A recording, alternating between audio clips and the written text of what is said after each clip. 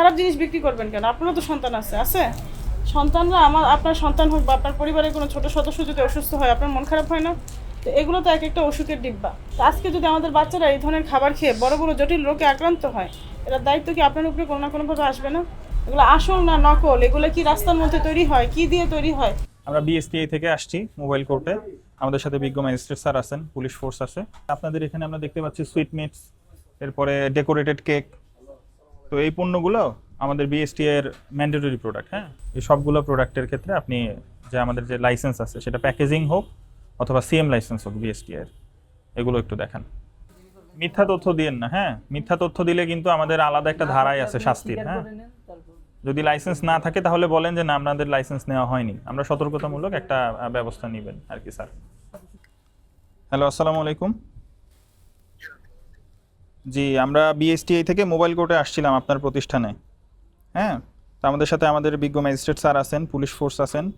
তো আপনার প্রতিষ্ঠানের বিএসটিআই এর বাধ্যতামূলক পণ্য অনেকগুলো পণ্য আমরা দেখতে পাচ্ছি, যেমন কেক, ডেকোরেটেড কেক, বিস্কিট, চানাচুর, এরপরে ফার্মেন্টেড মিল্ক, তারপর সুইট মিট।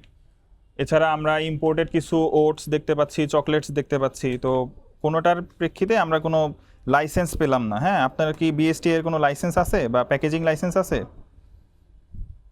হ্যালো, আপনাদের বিএসটিআই এর লাইসেন্স কি আছে? আপনি ছোট করে এটা বলেন, বিএসটিআই কি লাইসেন্স আছে? কাগজ দিয়েছিল? আমরা দেখতে পেলাম যে 2023 সালে আপনি কিছু বিডিএস কিনেছিলেন এবং একটা অ্যাপ্লিকেশন করেছিলেন। হ্যাঁ, এরপরে আপনি কিন্তু আর কোনো লাইসেন্স নেননি। এ বিষয়ে আপনার বক্তব্য কি? দেখেন, আমাদেরকে তথ্য দিয়ে সাহায্য করেন। হ্যাঁ, কেটে দিছে স্যার, ওনার আসলে কোনো লাইসেন্স এরিয়া নেই। আপনি ম্যানেজার, আপনার প্রতিষ্ঠান হচ্ছে prime sweets and bakery limited. এটি মহাখালী বাণিজ্যিক এলাকা বনানীতে অবস্থিত।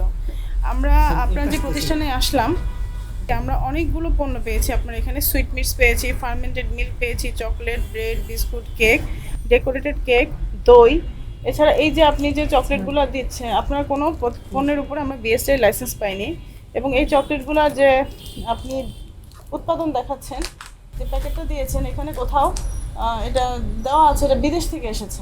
তো এইরকম অনেক চকলেট আমরা দেশেই উদ্ধার করেছি, বিদেশি বলে চালানো হচ্ছে। এগুলোতে আসলে কী ধরনের মান নিয়ন্ত্রণ করা হয় এই ধরনের কোনো তথ্য এখানে নাই, এবং এগুলো ডাইরেক্ট নকল পণ্য। তাই এটা যে আসল, আপনি সেই ধরনের কোনো প্রমাণও আমাদেরকে দিতে পারেন না। এই চকলেটগুলো আর বিক্রি করবেন না যতদিন পর্যন্ত না আপনি নিশ্চিত করতে না পারছেন এগুলো কারা খায় বলেন। কারা খায়? ছোটো ছোটো বাচ্চারা খায়। বাচ্চারা কি আমাদের ভবিষ্যৎ? তো আজকে যদি আমাদের বাচ্চারা এই ধরনের খাবার খেয়ে বড় বড় জটিল রোগে আক্রান্ত হয়, এটার দায়িত্ব কি আপনার উপরে কোনো না কোনোভাবে আসবে না? খারাপ জিনিস বিক্রি করবেন কেন? আপনারও তো সন্তান আছে। সন্তানরা আপনার সন্তান হোক বা আপনার পরিবারের কোনো ছোট সদস্য যদি অসুস্থ হয়, আপনার মন খারাপ হয় না? তো এগুলো তো এক একটা অসুখের ডিব্বা, বুঝছেন? এই যে এই চকলেটগুলো এক একটা অসুখের কারণ। আমরা কেন আমাদের বাচ্চাদের এগুলো খাওয়াবো বলেন? এগুলো সামনে যে রং চং দিয়ে রাখছেন, বাচ্চারা ঢুকলেই খেতে চায়, এগুলো সামনে রাখবেন না। আপনি নিজেই তো বলতে পারতেছেন না এগুলো আসলে কোথা থেকে আসছে। এগুলো আসল না নকল? এগুলো কি রাস্তার মধ্যে তৈরি হয়? কি দিয়ে তৈরি হয়? কোনো তথ্য আপনার এখানে নাই। এই খাবারগুলো কোনোভাবেই বাচ্চাদের পর্যন্ত পৌঁছাতে দিবেন না। এগুলা এখনই সরিয়ে ফেলবেন।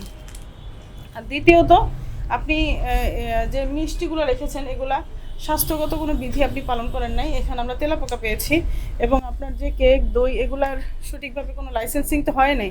তো লাইসেন্স না হলে তো আমরা বুঝতে পারছি না যে এখানে আপনি কি কি উপাদান মিশিয়েছেন। বিএসটিআই লাইসেন্সটা কেন প্রয়োজন? কারণ আমরা যখন আসবো আমরা দেখবো যে আপনার এখানে মানটা সঠিকভাবে নিয়ন্ত্রণ করা হয়েছে কিনা। সেই ধরনের কোনো সহযোগিতা আপনারা করেন নাই। আপনাদের প্রতিষ্ঠানে আমরা আগেও এসেছিলাম, এসে সতর্ক করা হয়েছে, আপনারা আবেদন করেছেন কিন্তু আপনার লাইসেন্স পান নাই।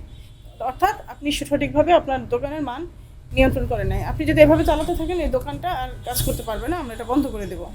আর আপাতত আমরা যে সমস্যা আপনার এখানে পেয়েছি, এই অপরাধে আমরা আপনাকে সর্বনিম্ন 25,000 টাকা অর্থদণ্ডে দণ্ডিত করলাম। এটা হচ্ছে আপনাকে সতর্ক করছি।